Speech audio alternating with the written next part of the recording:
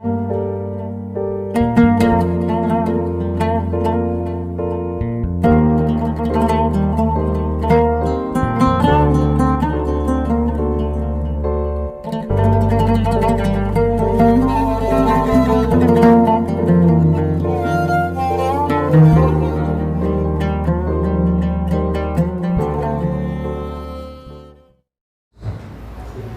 kita masih punya waktu 20 menit ke depan.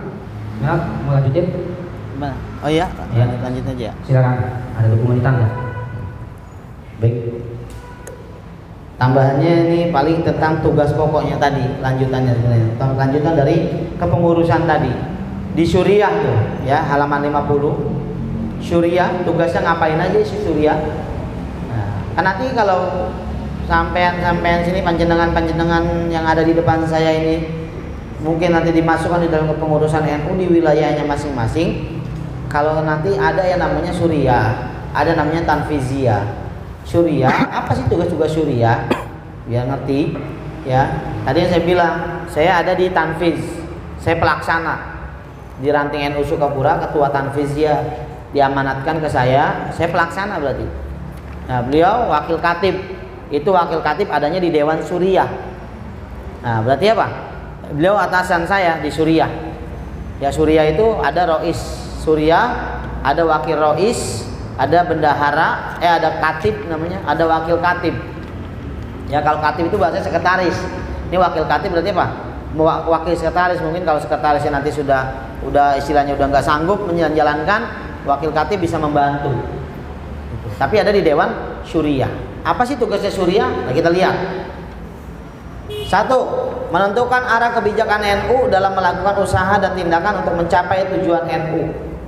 Jadi Suriah ini intinya adalah dia kerjanya untuk ke dalam NU, bukan keluar. Nanti hubungan yang di luar nih, misalkan mau ngadain Maulid Takbir Akbar, itu tugas Tanfiz, pelaksana. Beliau hanya ngatur supaya nanti terjadi terlaksana kegiatan itu Suriah. Makanya di sini dibilang apa? Urusannya itu kebijakan NU dan melakukan usaha dan tindakan untuk mencapai tujuan NU. Kita punya tujuan apa nih? Memberikan pemahaman tentang NU terhadap masyarakat. Misalkan contoh, yang jalanin siapa? Saya. Nah, Suriah ngapain doang? Suriah ngasih arahan ke Tanfiznya nih. Nanti tolong dibikin acara begini. Nah, kita cuma bilang siap komandan, jalankan. Kita yang melaksanakan. Itu namanya apa? Itu namanya di Suriah 1. Yang kedua, memberikan petunjuk, bimbingan dan pembinaan, memahami, mengamalkan dan mengembangkan ajaran Islam menurut paham Ahlus Sunnah wal Jamaah, baik di bidang akidah, syariah maupun tasawuf. Sama, berarti hanya memberikan arahan, memberikan petunjuk beliau hanya kepada ke Dewan Tanfiz namanya, yang melaksanakan tugas nanti. Suriah. 3. Mengendalikan, mengawasi dan memberi koreksi terhadap semua perangkat NU agar berjalan di atas ketentuan jam'iyah dan agama Islam. Berarti apa? Ya sama. Berarti kalau kita bisa bilang tugas pokoknya Suriah adalah apa? Mengatur, mengawasi gitu kan. Tapi dia tidak melaksanakan. Mengatur dan mengawasi aja. Mengoreksi juga. Kalau ada salah dari Tanfiz, tadi tolong harusnya tuh kita jangan ke sini nih, begini. Nah, itu namanya urusan siapa tuh? Suriah. Yang keempat, membimbing, mengarahkan dan mengawasi badan otonom atau singkatannya BANOM. Badan otonom. Misalkan apa tuh? Kalau badan otonom, ada BANOM. Itu Banser itu di luar NU-nya tuh, di luar ranting, itu dia namanya badan otonom. Ada lagi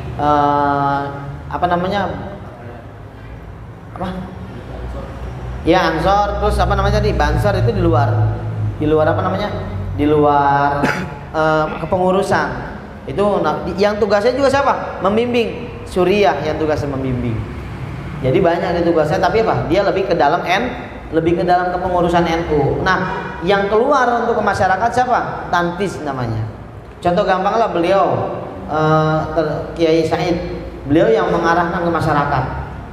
Ya kan? Kiai Said Agil, beliau yang mengarahkan ke masyarakat arah tujuannya itu kemana. Tapi ada di atasnya Suriahnya ngapain doang? Yang para kiai masyayikh yang di Suriah ngasih arahan kepada Kiai Said bagaimana arahnya. Maka kalau kita pahamin ini secara mendalam, jadi apa kata-kata yang keluar dari Kiai Said tentunya sudah diiyakan oleh para kiai. Paham? Berarti apa? Terus apa kita mau marah? Kita diajarkan oleh NU supaya apa? Sam'an wa ta'atan. Gitu. Kita diajarkan untuk apa? Sam'an, mendengar dan taat kepada para kiai. Kan gitu, para ulama. Karena tujuannya apa? Supaya ilmu yang kita dapat berkah. Kan gitu. Tiba-tiba masa iya seorang kiai punya tujuan jelek? Apalagi ini urusannya buat masyarakat. Paham ya? Jadi biar kita punya pemahaman nih. Jadi apa yang keluar kata-kata jangan sampai kita mencaci. Gitu. Nggak mau lah kalau kepemimpinannya Kiai Said, nggak mau lah. Orangnya begitu. Ya, kata-kata orang yang begitu bagaimana? Ya, begitulah caranya Kiai Said menyampaikan. Tapi apa yang disampaikan oleh Kiai Said nggak mungkin atasan belum tahu. Pasti udah tahu. Karena sebagai atasan daripada Kiai Said itu kalau kita berbicara Suriah. Sama anggaplah saya berkata di luar beginilah. Berkata yang seolah-olah jadi viral misalkan. Ya, sebagai tanfis berkata yang viral, apalah yang bikin masyarakat wah, marah atau bagaimana ke saya. Nggak mungkin apa yang saya ucapkan Dewan Suriah nggak tahu. Gitu. Artinya apa? Kalau kita udah yakin itu, maka kita nggak bakalan lagi ada yang namanya keraguan di dalam hati kita mengikuti apa yang diucapkan oleh beliau. Paham? Itu salah satu tugasnya Suriah, bimbing. Nah, nomor 5 nih. Jika keputusan suatu perangkat organisasi NU dinilai bertentangan dengan ajaran Islam menurut paham Ahlus Sunnah wal Jamaah, maka pengurus Suriah yang berdasarkan keputusan rapat dapat membatalkan keputusan atau langkah perangkat tersebut. Tuh, misalkan saya ada orang tahlil malah saya bubarkan. Berarti apa? Itu tahlil nggak boleh tuh. Padahal kita nggak sesuai dong dengan ajaran Ahlus Sunnah wal Jamaah kan? Padahal di ajaran Ahlus Sunnah wal Jamaah apa? Tahlil, ada tahlil. Tapi saya bubarkan acara itu. Salah nggak? Salah. Maka si Suriah bisa membatalkan keputusan tersebut. Udah nggak apa-apa, terusin tahlil nggak apa-apa. Ini tadi ada kesalahan ini ketua tanfis saya atau si tanfis ini. Nah, seperti itu. Itu tugasnya Suriah. Sama aja kan sebenarnya tadi yang saya bilang awal. Kenapa? Ketika ketua umum atau ketua udah mengucapkan sesuatu, udah otomatis itu sudah diiyakan oleh siapa? Oleh Dewan Suriah. Gitu.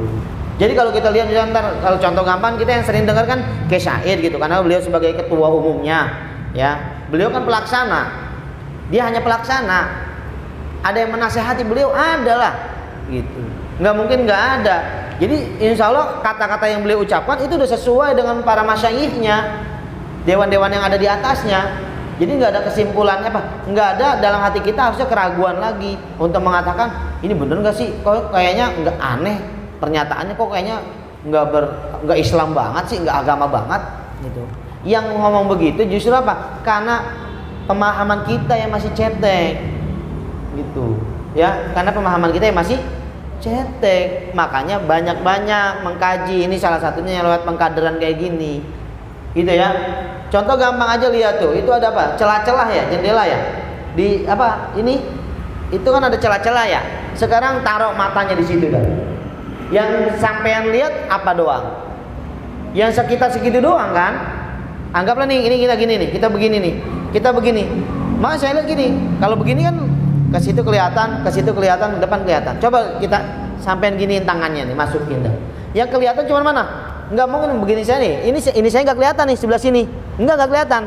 Tuh, sebelah sini aja nggak kelihatan. Artinya apa? Kalau kita punya pemahaman apa? Kalau kita ada sesuatu, langsung kita, wah ini salah. Pikir lagi, ilmu kita udah sampai di mana?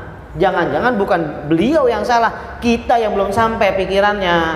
Gitu. Kalau kita punya pikiran kayak gitu, nggak ada suuzon sama orang. Nggak ada yang namanya berburuk sangka sama orang. Paham? Jadi apa? Semakin orang, makanya benar kata pepatah, semakin luas orang punya ilmu, maka semakin dia jaga lisannya dalam berkata-kata.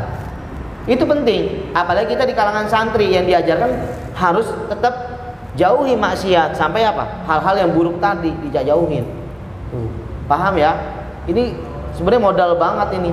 Dan harusnya yang ada di sini nih beruntung. Karena jujur, ini buat dapat ini nih hit Pak Direktur.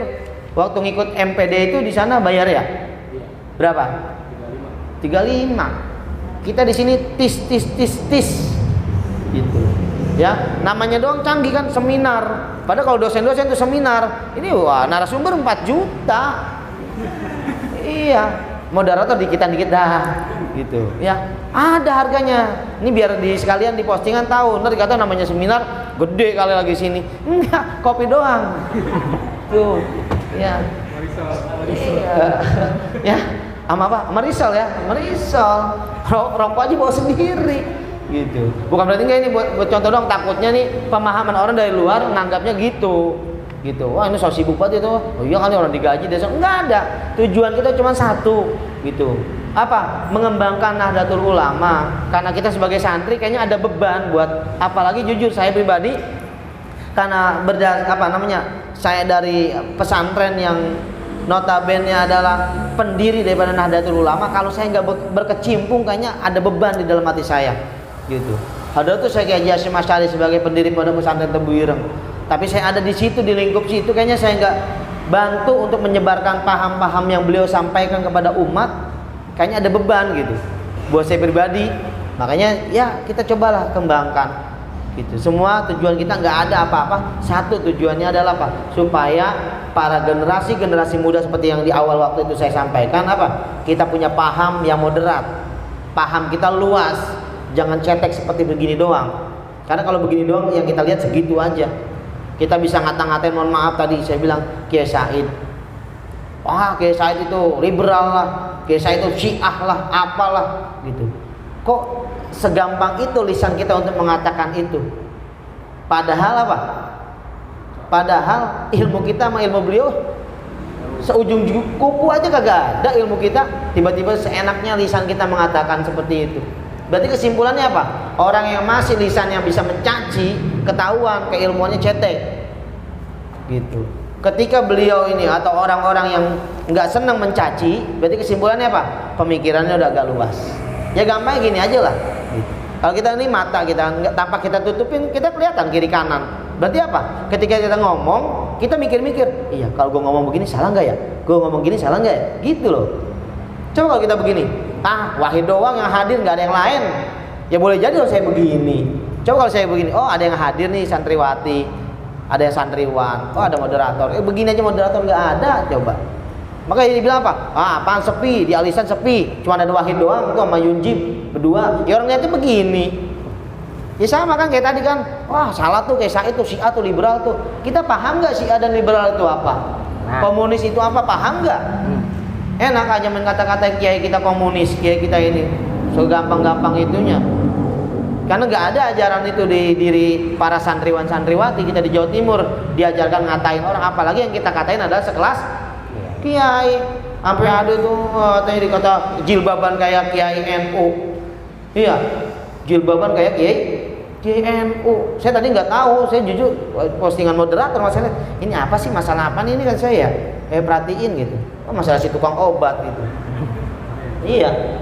Kalau ada pertanyaan lagi gitu, kok giliran si apa yang ngata-ngatain tukang obat kagak dilabrak, giliran ini satu lagi nih Ustaz siapa tuh?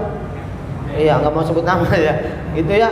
Bilang apa? Kok dia langsung dilabrak gitu. Wah, mau pilih kasih. Pertanyaannya ini dari segi hukum. Ono yang ngatain tukang obat udah ada yang laporan belum? Ya kan kita yang kita marah siapa? Kita marah kan gara-gara ngatain kiai kita, ngatain Habib kita.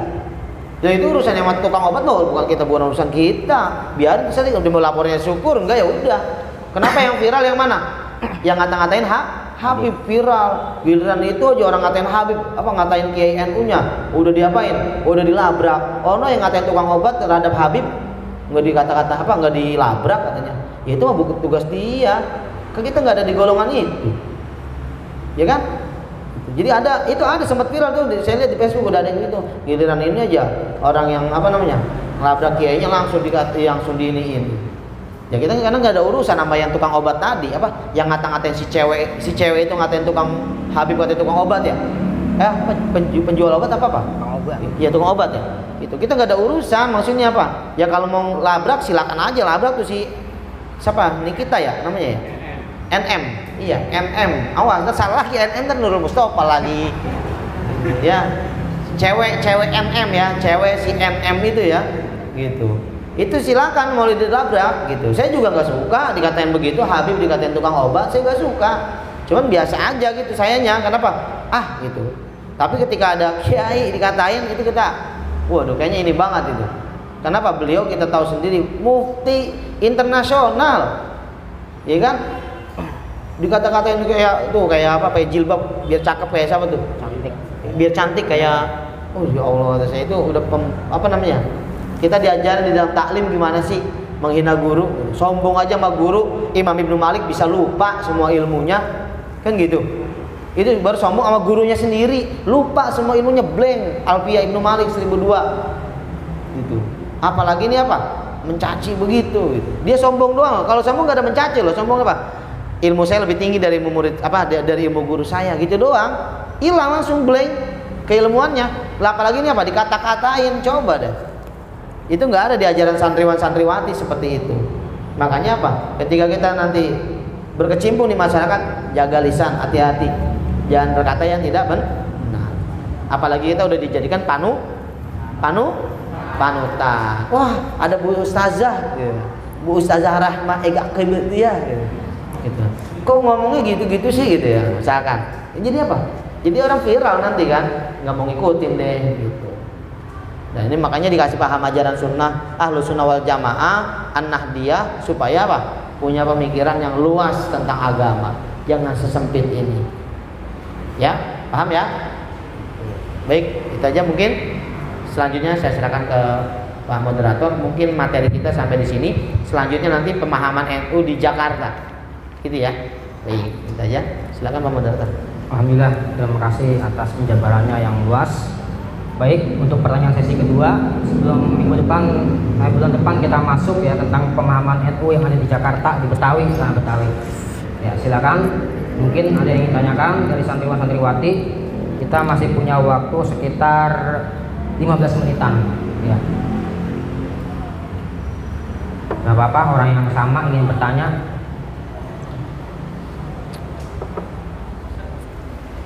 Oh, ayo.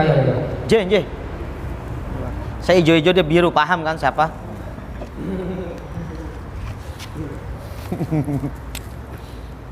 Assalamualaikum warahmatullahi wabarakatuh. Waalaikumsalam. Saya Maulana ingin menanyakan ini Ustaz. Sekarang ini kan lagi booming tentang boykot. Iya, banyak sekali ulama-ulama menyerukan tentang boykot. Akan tetapi saya pernah lihat di sosmed itu ada ulama NU yang tidak menyerukan boykot karena bisa merugikan Indonesia. Dan terlebih lagi Presiden Prancis sudah membuat Nabi Muhammad karikatur Nabi Muhammad karena Islam yang radikal seperti ISIS yang membunuh sejarawan gitu katanya. Bukan Islam yang seperti kita yang harus Jamaah. Pertanyaan saya, apa yang harus kita lakukan? Apa ngikut boykot atau tidak? Soalnya ini menyangkut Nabi Muhammad yang dihina. Iya, terima kasih. Mungkin ada yang lagi yang lain?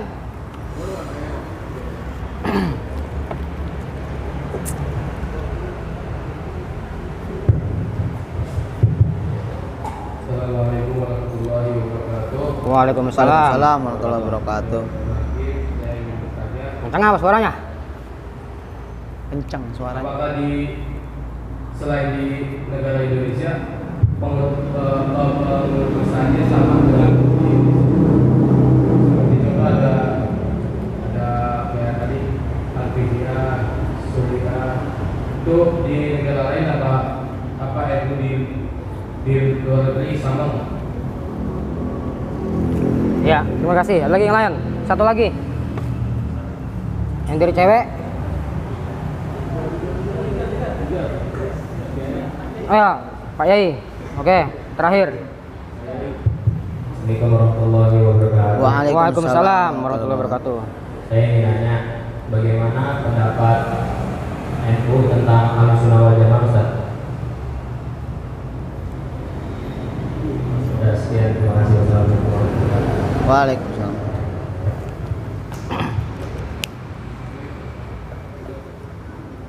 Yang cewek nggak ada? Yang cewek nggak ada? Nggak ada?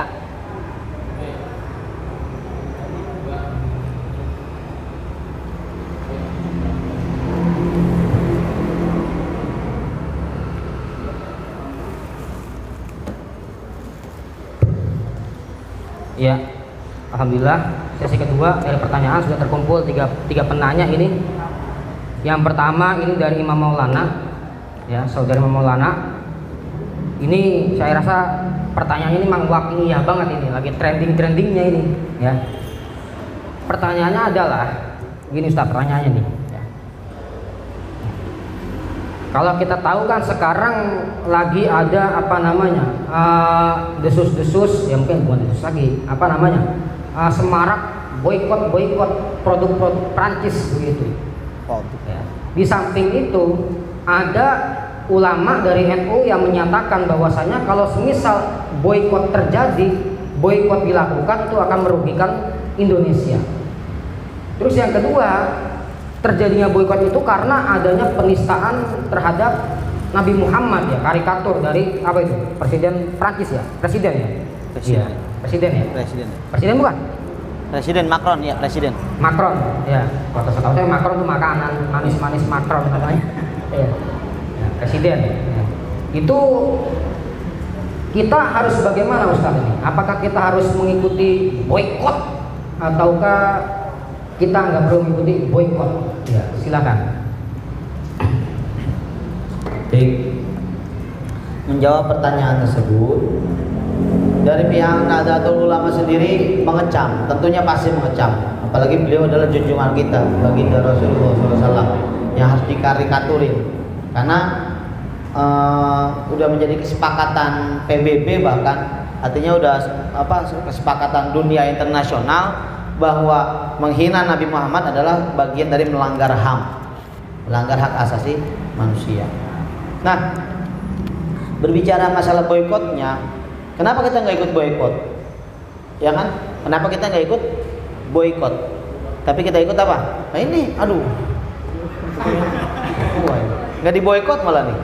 Ya, yang kita pikirkan gini loh. Kita nggak pikirkan hanya sekedar ya tadi saya bilang kita punya pandangan luas, jangan hanya begini aja. Itu bukan berarti yang boykot itu salah, enggak, silakan kalau mau boykot silakan.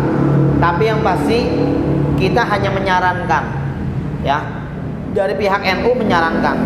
Tentunya kalau orang NU tulen, beliau ada di kepengurusan NU, walaupun NU dalam hatinya, walaupun dia nggak ngikut pengurusan tapi hatinya NU, pasti ucapan ulama NU tersebut akan diikuti.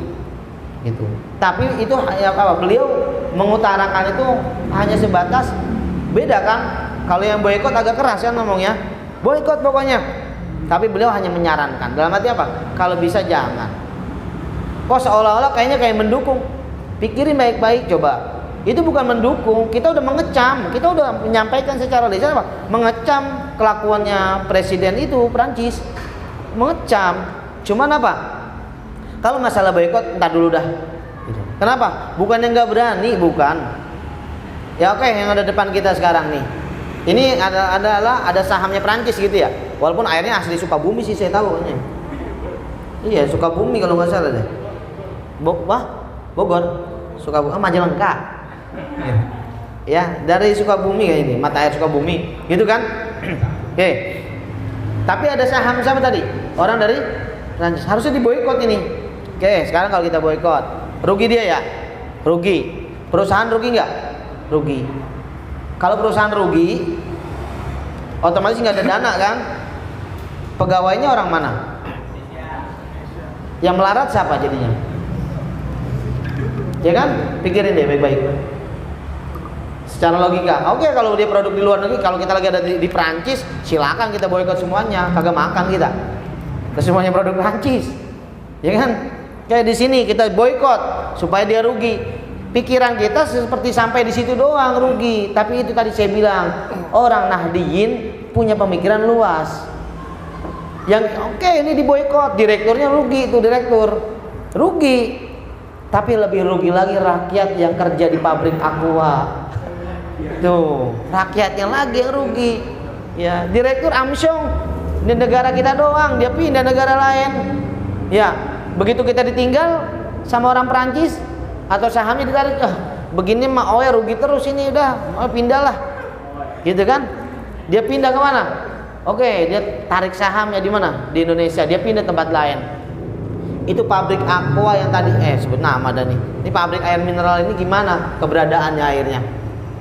Gudang aja jadi tinggal gudang. Kalau dia cuma punya apa? Kalau dia punya pegawainya di PHK semua. Pegawainya orang mana? Orang Indonesia kan? Yang kerjanya yang bikin kemasannya, yang masukin air orang Indonesia kan? Ketika dia rugi, direkturnya rugi, perusahaannya rugi, terus buat bayar pegawai dari mana? Pikirin deh. Buat apa? Bayar pegawainya dari mana kalau dia rugi? Akhirnya yang melarat lagi siapa? Bangsa kita. Yang disalahin siapa lagi? Pemerintah yang kagak bisa ngurusin gitu. Padahal yang boikot siapa? Yang bikin melarat siapa? Pemerintah yang disalahin. Coba pikir deh. Nyampe gaji perusahaan air mineral, pemerintah juga disalahin. Kalau kata Baginda almarhum, lah coba itu. Ya kan? Gimana coba deh? Iya. Ini kan itu salah satu. Kedua, ya yang saya kutip ucapan beliau begini. Itu kita mau berangkat umroh, mau berangkat ke Arab Saudi, mau pergi ke Mekah, naik pesawatnya namanya pesawat Boeing. Boeing. Tulisannya saya ribet bacanya itu. Kurang lebih pesannya Boeing. Ada Boeing 737. Sekarang namanya udah Airbus ya. Airbus ya. Ya, pokoknya bahasanya Airbus gitu.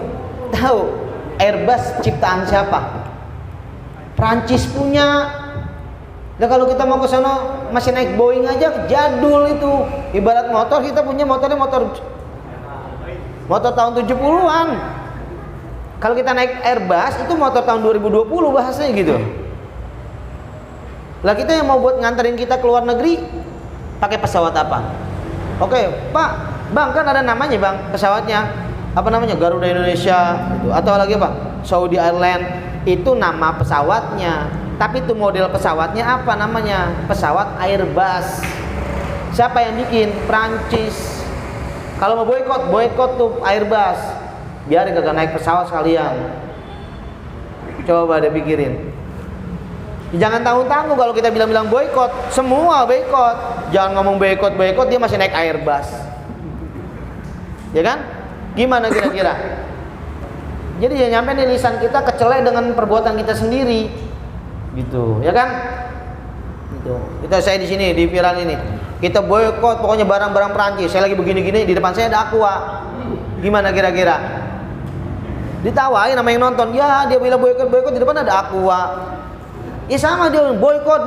Abis ini mohon maaf ya nih, saya ada jadwal penerbangan mau ke Malaysia, naik ke Malaysia. Oke, naiknya apa? Garuda Indonesia kerjasama sama Airbus. Ya pesawat yang milik Airbus. Gitu. Itu merek doang Garuda Indonesia. Dia beli dulu ke Perancis. Bang, saya mesen, saya kayak somai. Ya kurang lebih begitu bahasanya gitu ya. Bang, saya pesan Airbus dari Garuda nih, pihak Garuda nih. Bang, saya pesan Airbus 2. Sampai di sini apa? Baru dipasangin apa? Dipasangin plang namanya Garuda Indonesia, Saudi Airlines, apalagi Emirates. Baru dikasih nama.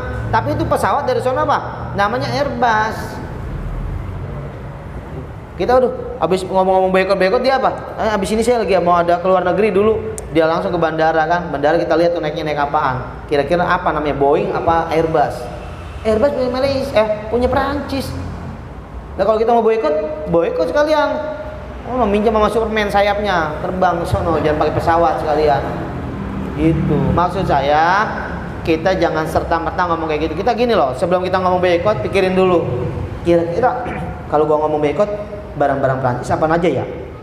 Takutnya nih di dalam diri gua masih ada nih peralatan-peralatan apa, perangkat-perangkat Prancis.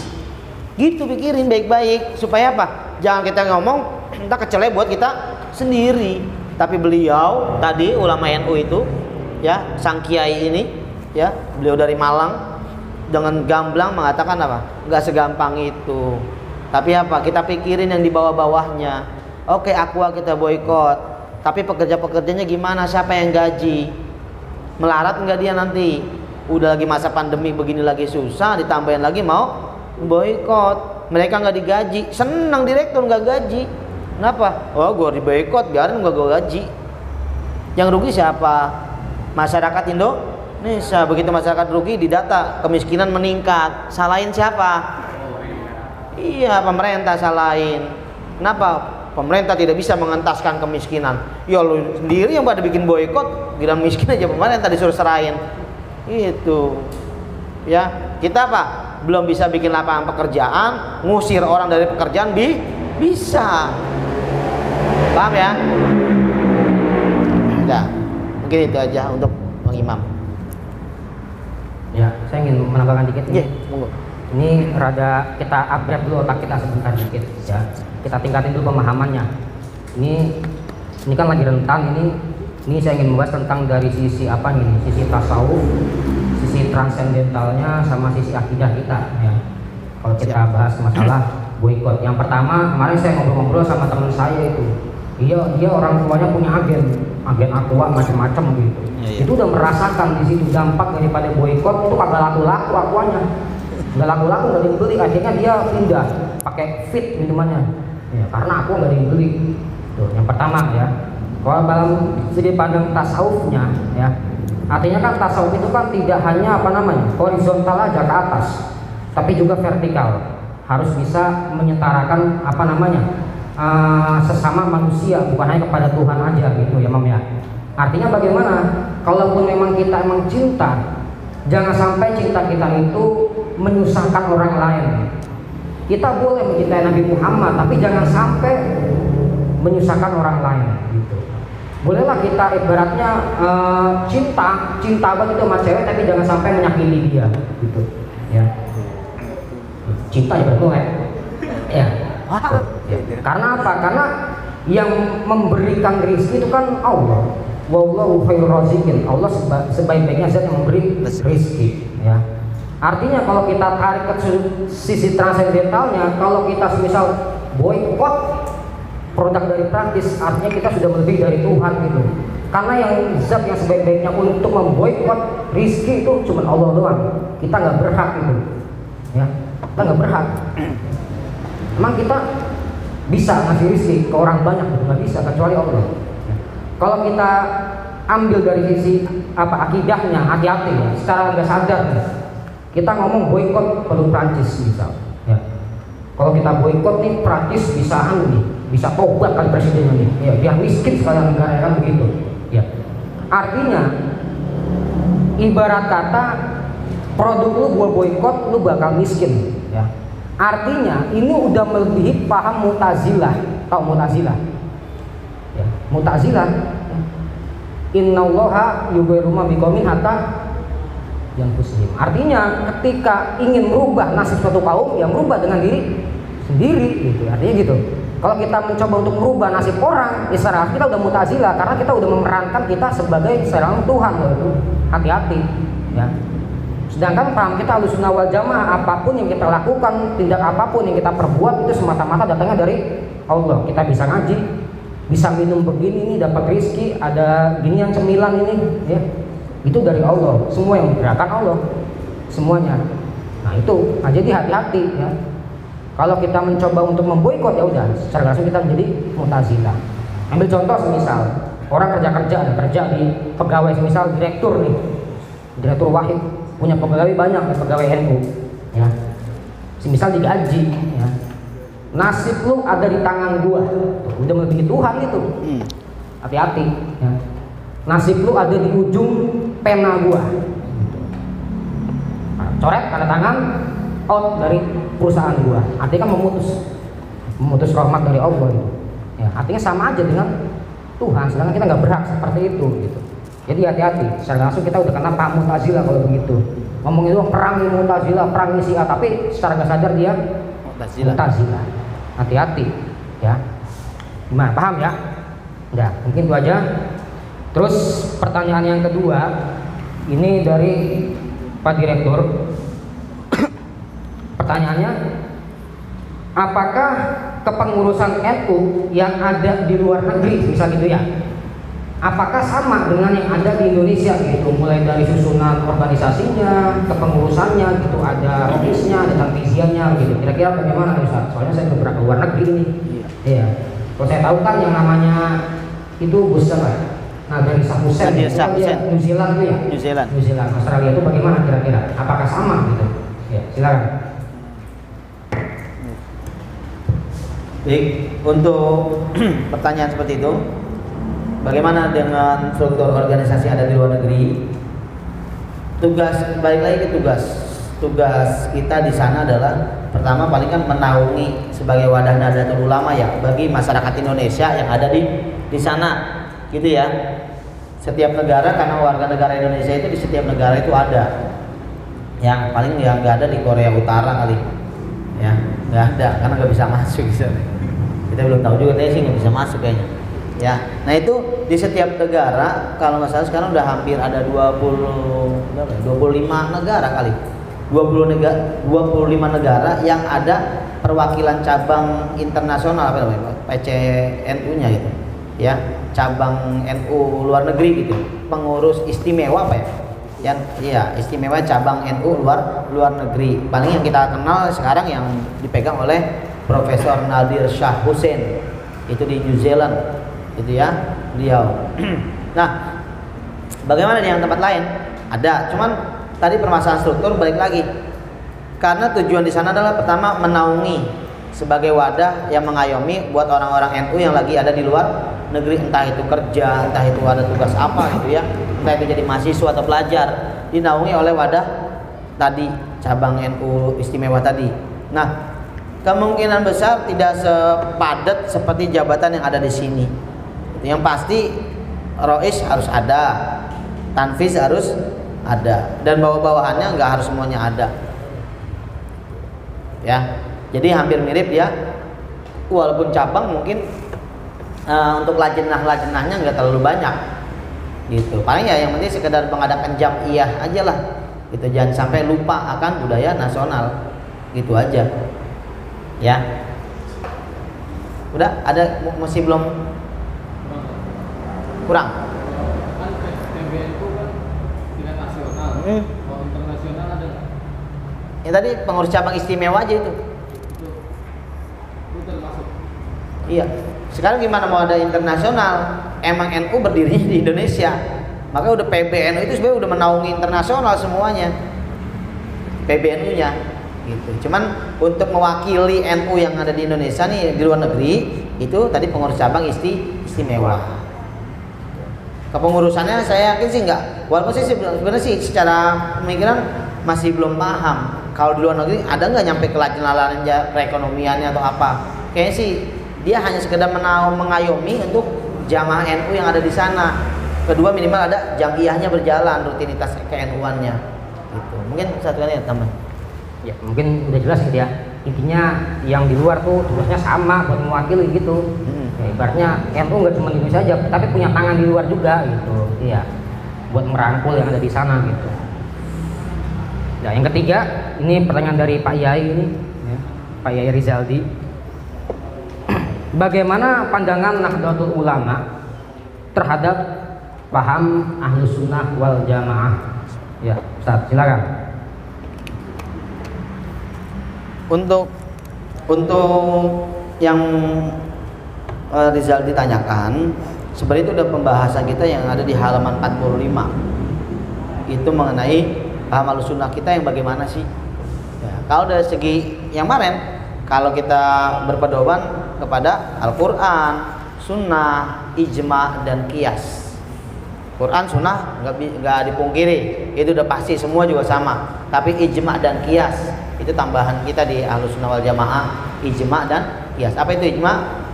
Sepakatan dari para ulama. Jadi pemikiran-pemikiran para ulama seperti apa, nah, itu kita pakai. Qiyas ya karena ada problematika yang zaman dulu enggak detail seperti zaman sekarang, maka itu harus dibahas. Itu nanti ada gunanya bahsu masail, mungkin ada beberapa penerapan ijma dan qiyas di situ. Jadi kita pakai lebih apa namanya? Ada beberapa mungkin di luar kita nggak seperti itu, tapi paham Ahlussunnah kita ya seperti itu. Itu dalam segi pedomannya. Nah, kan akidah kita kemarin larinya kemana? Kedua imam akidah kita kemarin. Akidah Ahlussunnah wal Jamaahnya apa? Kalau bidang akidah kita ngikut kemana? Mazhab Imam Abu Hasan al Ash'ari, dan satu lagi kepada Imam Abu Mansur al Ridi, itu dua kalau segi akidah gitu.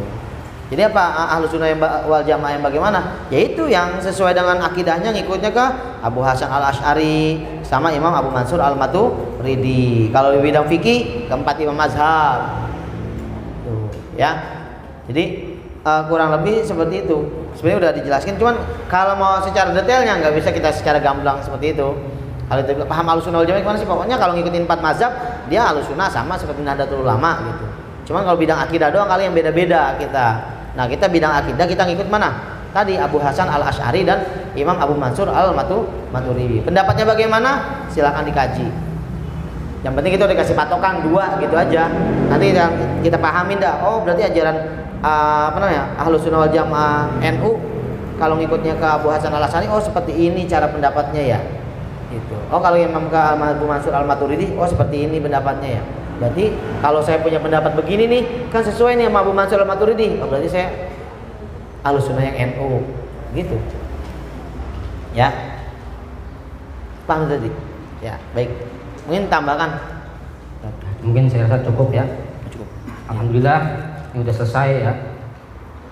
Untuk selanjutnya waktu tepat saya kembalikan kepada MC. Ya, silakan Bapak MC. Alhamdulillah tidak terasa sudah di penghujung acara. Semoga acara ini bisa mendapatkan pengetahuan kita tentang Nahdlatul Ulama dan bisa mendapatkan rasa cinta kita terhadap Nahdlatul Ulama. Amin. Lalu yang terakhir itu penutup sekaligus doa yang akan disampaikan oleh Al-Ustaz Farhadi. Dan sebelum itu saya sebagai MC minta maaf bila ada salah kata, salah ucap. Wabillahi taufiq wal hidayah. Wassalamualaikum warahmatullahi wabarakatuh. Waalaikumsalam warahmatullahi wabarakatuh. Baik, sebelum kita doa mari kita baca suratul Fatihah. Dan niatan Fatihah yang kita baca mudah-mudahan ilmu yang kita dapat pada hari ini menjadi ilmu yang bermanfaat, bisa kita terapkan di dalam kehidupan kita sehari-hari. Mudah-mudahan kita bisa mengikuti ajaran-ajaran Nahdlatul Ulama yang dikembangkan dan dibawa oleh para kiai-kiai kita, masyayikh-masyayikh kita. Mudah-mudahan dengan kita menerapkan kehidupan bernahdlatul ulama di dalam kehidupan kita sehari-hari, beliau-beliau menganggap kita sebagai santri beliau, sehingga nanti kelak kita di yaumil akhirah berada di bawah naungan beliau semuanya. Ala hazim niyah wala kulli niyatin salihah ila hadratin Nabi Muhammadin sallallahu alaihi wasallam bi asrari suratil Fatihah. A'udzu billahi minasyaitonir rajim. Bismillahirrahmanirrahim. Alhamdulillahirabbil alamin arrahmanir rahim maliki yaumiddin. Iyyaka na'budu wa iyyaka nasta'in. Ihdinas siratal mustaqim. Siratal ladzina an'amta 'alaihim ghairil maghdubi 'alaihim waladdallin. Amin. Astagfirullahaladzim. Bismillahirrahmanirrahim. Alhamdulillahirabbil alamin hamdan na'imin hamdan syakirin hamdan yu'afi ni'amahu wa yukafi mazidah. Ya Rabbana lakal hamdu laka syukru kama yanbaghi li jalali wajhikal karim wa li azimi sultanik. Allahumma salli wa sallim wa barik ala sayyidina Muhammad wa ala ali sayyidina Muhammad. Rabbana zalamna anfusana wa illam taghfir lana wa tarhamna lanakunanna minal khasirin. Wa tub alaina innaka antat tawwabur rahim. Rabbi ighfir lana wa li walidayna warhamhuma kama rabbayana shighara wa li jami'il muslimin wal muslimat wal mu'minin wal mu'minat al ahya'i minhum wal amwat. Amin. Allahumma ij'al hadza jam'ana jam'an marhuma wa tafarruqana min ba'dihi tafarruqan ma'suma. Allahumma ij'al hadza jam'ana jam'an marhuma wa tafarruqana min ba'dihi tafarruqan ma'suma. Allahumma ij'al hadza jam'ana jam'an marhuma wa tafarruqana min ba'dihi tafarruqan ma'suma. Rabbana taqabbal minna innaka antas samiul alim wa tub 'alaina innaka antat tawwabur rahim. Rabbana atina fid dunya hasanah wa fil akhirati hasanah wa qina adzaban nar. Wa sallallahu ala sayyidina Muhammadin wa ala alihi wa sahbihi wa sallam. Subhana rabbika rabbil izzati amma yasifun wa salamun alal mursalin walhamdulillahi rabbil alamin.